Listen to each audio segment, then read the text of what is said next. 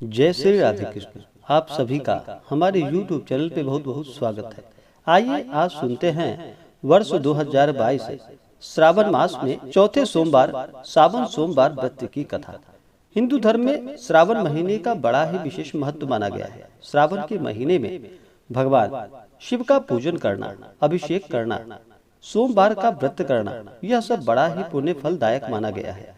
जो भी भक्त सच्ची श्रद्धा के साथ, नियम और निष्ठा के साथ सावन सोमवार का व्रत करते हैं, भगवान शिव जी का पूजन करते हैं, इससे भगवान भोलेनाथ अति प्रसन्न होते हैं और अपना कृपा प्रदान करते हैं। देवों के देव महादेव एक ऐसे देव हैं जो कि अपने भक्तों के ऊपर थोड़े से जल से ही प्रसन्न हो जाते हैं और अपना कृपा प्रदान करते हैं।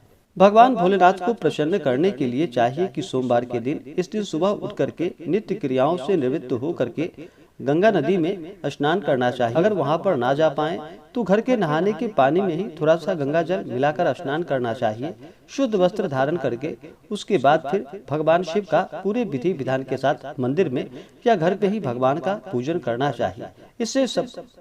इससे भगवान शिव जी अति प्रसन्न होते हैं। भगवान शिव का सोमवार के दिन जल से अभिषेक करे, पंचामृत से अभिषेक करे, शुद्ध गंगा जल से अभिषेक करे। भगवान का इस दिन चाहे तो आप अलग अलग जैसे कि दूध, दही, घी, शहद, शक्कर आदि से भगवान का अभिषेक करे, पंचामृत से अभिषेक करे, शुद्ध गंगा जल से अभिषेक करे, इससे लाभ की प्राप्ति होती है। उसके बाद भगवान को सफेद वस्त्र अर्पित करे, यज्ञोपवीत अर्पित करे, फिर अक्षत, चंदन, पुष्पों की माला भगवान शिव को चढ़ाए, उन्हें बेलपत्र, भांग, धतूरा, शमी पत्र आदि चढ़ाए। इससे भगवान शिव जी अति प्रसन्न होते हैं। फिर धूप और दीप दिखाएं, अनेक प्रकार का नैवेद्य अपने श्रद्धा सामर्थ्य के अनुसार भगवान शिव जी को अर्पित करे। उसके बाद द्रव्य दक्षिणा चढ़ाएं। मुख शुद्धि के लिए भगवान को पुंगी फल, इला लवंग, तांबूल भगवान को अर्पित करे। इससे पुण्य फलों की प्राप्ति होती है। और फिर सोमवार व्रत का कथा श्रवण करे, भगवान की आरती करे। इस प्रकार से सोमवार के दिन भगवान शिव का पूजन करना चाहिए। इससे भगवान शिव जी अति प्रसन्न होते हैं। तो आइए सुनते हैं सावन सोमवार व्रत की कथा। अगर आप सावन सोमवार व्रत कथा के लिए अन्नदान, वस्त्रदान आदि के लिए ब्राह्मण दक्षिणा देना चाहते हो तो आप अपने श्रद्धा और सामर्थ्य के अनुसार हमें डिस्क्रिप्शन में जाकर के वहां से गूगल पे, फोन पे या अकाउंट नंबर के माध्यम से आप अपने श्रद्धा और सामर्थ्य के अनुसार हमें ब्राह्मण दक्षिणा प्रदान कर सकते हैं।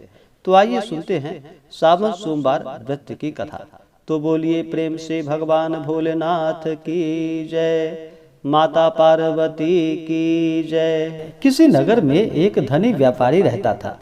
वह व्यापारी बड़ा ही धनी था, लेकिन इतना सब कुछ होने के बाद भी वह व्यापारी अंतर मन से बहुत दुखी रहता था, क्योंकि उस व्यापारी का कोई भी पुत्र नहीं था। दिन रात उसे यही चिंता सताती रहती कि पुत्र पाने की इच्छा से वह व्यापारी प्रति सोमवार भगवान शिव की व्रत पूजा किया करता था और संध्या काल को व्यापारी शिव मंदिर में जाकर भगवान शिव के सामने घी का दीपक जलाया करता था। उस व्यापारी की भक्ति देखकर एक दिन माता पार्वती ने भगवान भोलेनाथ से कहा कि हे प्राणनाथ, यह व्यापारी आपका सच्चा भक्त है। कितने दिनों से यह सोमवार का व्रत और पूजा नियमित रूप से कर रहा है। भगवान, आप इस व्यापारी की मनोकामना अवश्य पूर्ण करें। हे स्वामी, आप इस भक्त के ऊपर अपना कृपा करें।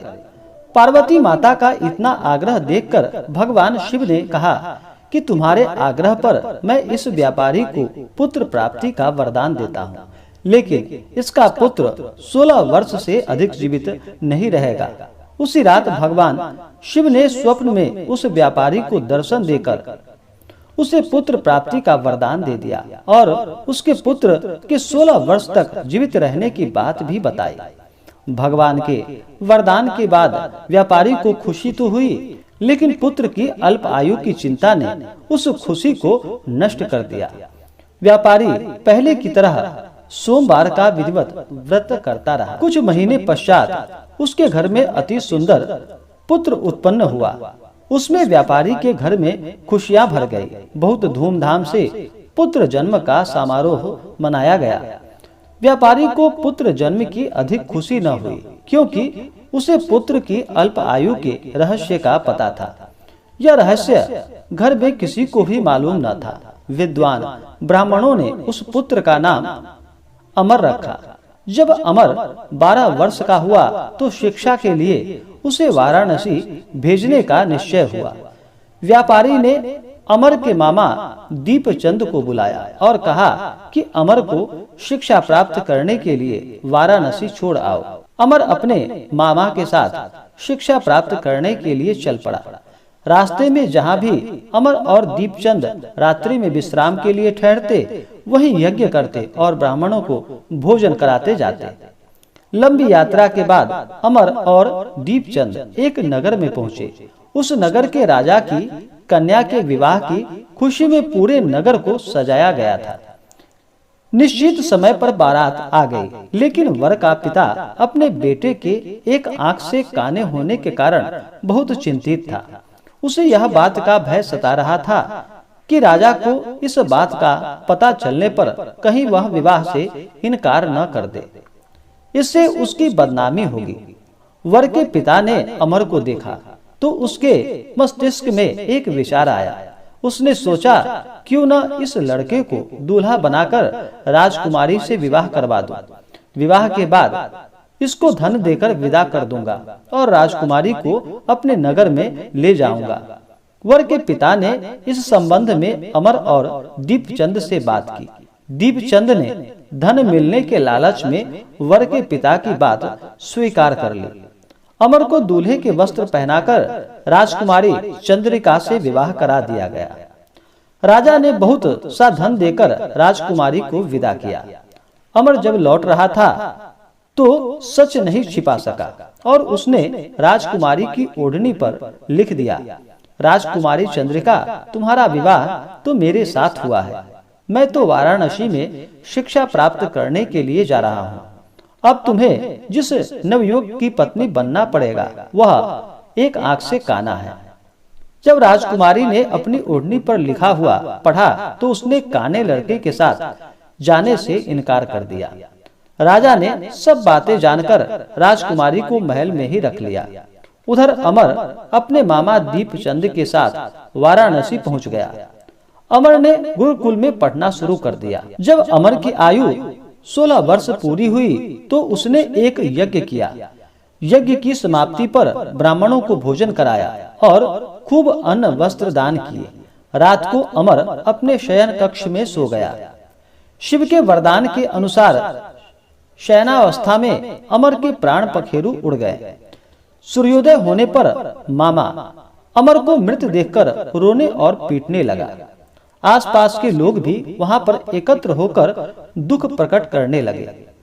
मामा ने रो रोकर बुरा हाल कर लिया और विलाप करने के स्वर समीप से गुजरते हुए भगवान शिव और माता पार्वती ने भी सुनी।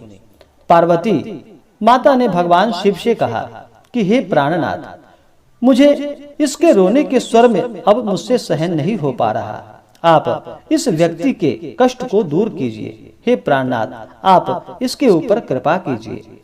भगवान शिव ने पार्वती माता के साथ अदृश्य रूप में समीप जाकर अमर को देखा तो पार्वती जी से बोले कि पार्वती, यह तो उसी व्यापारी का पुत्र है। मैंने इसे 16 वर्ष की आयु प्रदान की थी और इसे वरदान दिया था। इसकी आयु तो अब पूरी हो गई।